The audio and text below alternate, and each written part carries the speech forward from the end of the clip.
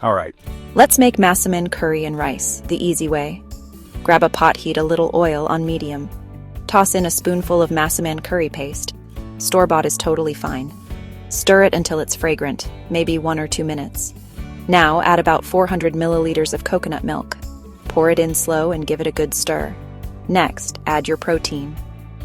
Chicken thighs are classic. Beef, tofu. Just cut into bite-sized pieces and drop them in.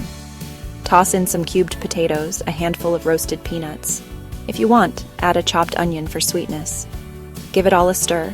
Let it simmer gently for about 25 minutes. The potatoes should be soft, and the curry super creamy. While that's bubbling away, rinse a cup of jasmine rice under cold water until it runs clear. Add it to a pot with 1½ cups of water. Bring it to a boil, then cover and simmer for 12 minutes. Off the heat, let it sit for 5. Fluffy rice every time.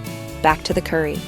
Season with a tablespoon of fish sauce, a tablespoon of tamarind paste, plus a teaspoon of sugar. Taste and tweak till it's just right for you. Time to serve. Fluffy rice, rich Massaman curry on top, a sprinkle of extra peanuts. That's it. Comfort food, Thai style, made simple.